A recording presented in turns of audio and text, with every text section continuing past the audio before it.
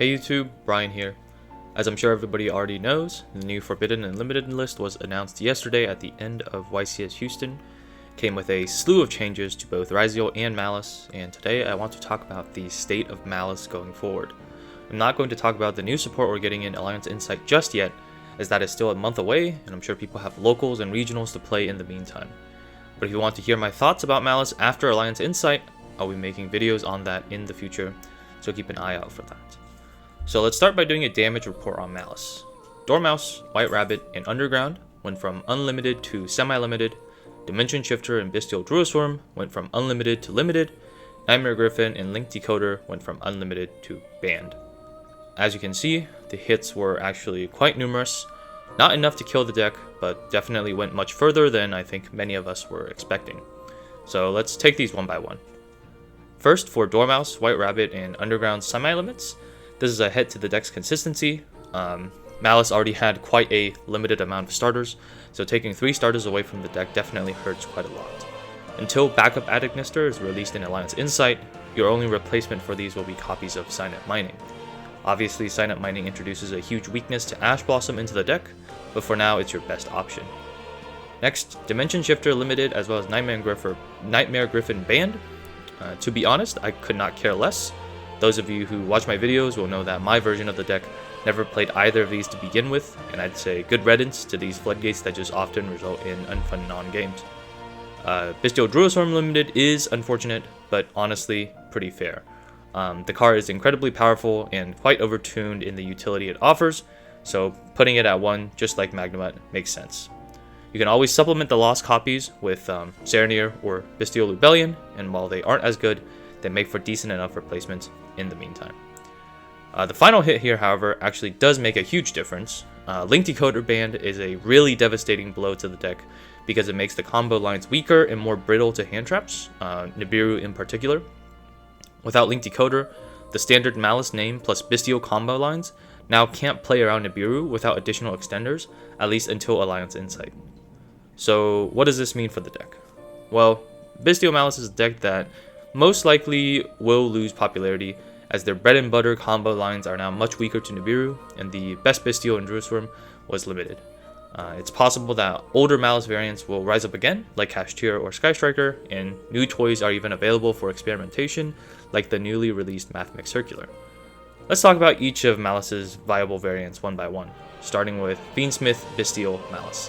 This is a Malice variant that has been rising in popularity and in success ever since it was played by Pack and Triff at YCS San Salvador. It suffers the least from the ban list as it only played 1 copy of White Rabbit and 1 copy of Druisworm, and did not play either Shifter or Griffin. Effectively, the deck lost just 1 copy of Dormouse, 1 copy of Underground, and the Link Decoder. It can easily supplement what it lost with copies of Signet Mining or by playing additional Malice names, and the Fiendsmith engine is so good at generating bodies that Link Decoder is not as big of a loss for it as it is for the Bystial Malice version of the deck.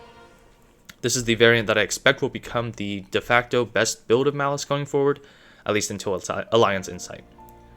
The pros of this variant are that it is minimally affected by the ban list, has strong ability to play through Lancia, and has a proven track record of consistent regional and YCS level tops. The cons of the variant are that it is extremely extra deck demanding, so you will lose a lot of extra deck options that are available to Bystial Malice that you simply do not have space for. As for the price of this variant, thankfully with Engraver being reprinted in the upcoming Quarter Century Stampede, the Fiendsmith engine is now very affordable, and never mind. Another downside to this variant is that there is a non-negligible amount of bricks in the deck. Paradise is never a good draw, White Rabbit is not a starter in this variant, and hard drawing Luri or Lacrima can conflict with your normal summon. All in all, my opinion is that it's not worth it to spend $200 on a Fiendsmith engine when Alliance Insight is just on the horizon. I'd rather make do with one of the more budget-friendly variants for the next month, and just spend the money I would have spent on Fiendsmith instead on March Hare and the coming Adagnisters. If you don't care about budget, however, and just want the most competitive version of Malice before Alliance Insight, I can pretty confidently say this version will likely be the best. Next, let's talk about Bystial Malice. Bystial Malice suffered honestly the greatest damage of all the Malice variants on the ban list. Link Decoder was an integral part of the deck, and without it, the deck becomes much weaker to hand traps. This variant can still perform as long as you play it well, but I will be transparent in that I think it will not be the predominant variant going forward. If you insist on continuing to play this variant, I would add 3 Silent Mining to supplement the lost consistency, and bump up your Bystial count by adding additional Baldrakes, Saraniers, or Lubellians, depending on how many you were running before. Now here I also want to talk about a new toy that a lot of players are considering putting into Malice, and that's Mathmech Circular. Typically what this engine would look like is 1 copy of Circular, 1 copy of Sigma, and optionally 1 copy of Equation. Since Circular is searchable off of Silent Mining, it would be as if you had 4 copies of Circular in your deck. If you play the full package, Circular would represent 3 bodies by himself without using your normal summon, which is fairly impressive. This is an option you can certainly try out, but in my opinion is not worth adding additional engine requirements into your deck for. Equation would be a brick by itself, drawing Sigma makes Circular into a brick, and at the end of the day, there are other engines you can play to generate bodies that have more utility and don't lock you into Cyverse and don't introduce a brick into your deck. The pros of this variant are that it is much more budget friendly and it plays lower to the ground, focusing on toolbox options and a lean main deck. As such, it doesn't have any hard bricks to speak of like the Fiendsmith variant does. Every single card in Bystial Malice is a good card in its own right, which adds a lot to the consistency of the deck. The cons of this variant are that its combos are now more brittle, and whether it's good depends on whether the meta features a lot of light and dark decks.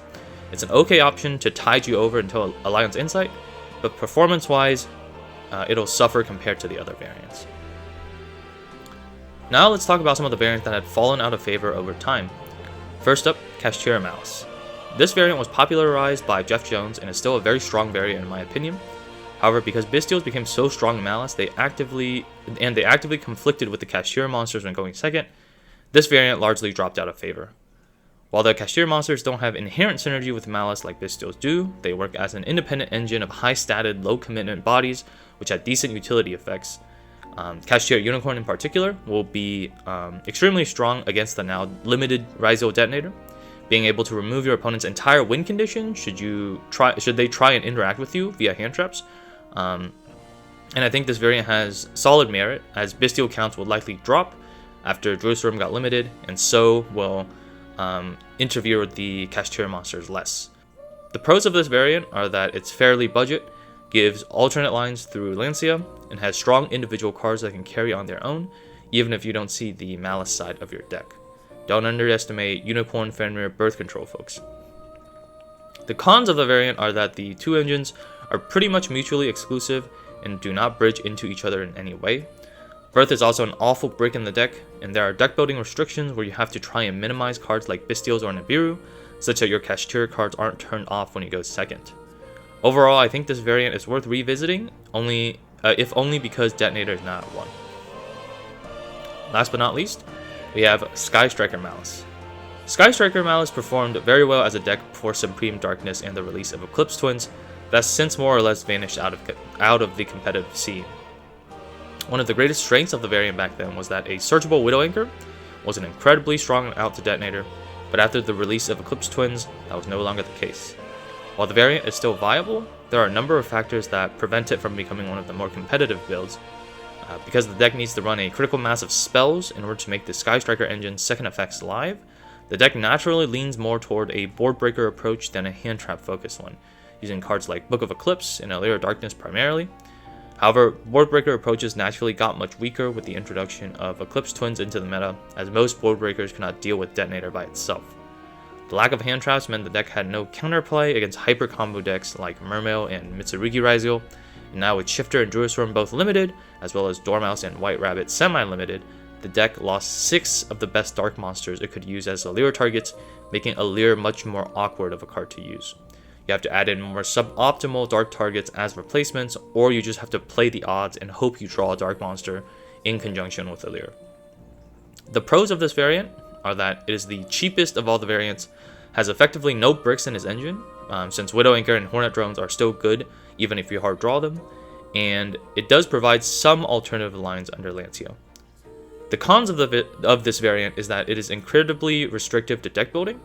You must play a significant amount of spells for the Striker engine to be worth it, meaning you can't play a large quantity of hand traps, and you may be forced to play suboptimal non-engine just to fulfill spell requirements like Allure. It has a much greater weakness to Droll than all the other variants, and its performance is largely tied to whether or not a board breaker focused approach can work in the current meta. That being said, this variant is still more than competent at the local and regional level. If you happen to have all the cards on hand, it's an okay option to play until Alliance Insight. Alright, that's going to be it for this video, everyone. I hope this video was helpful, and wish everyone best of luck in any events you'll be participating in. New videos on Alliance Insight should be coming out within the next week, so stay tuned for that.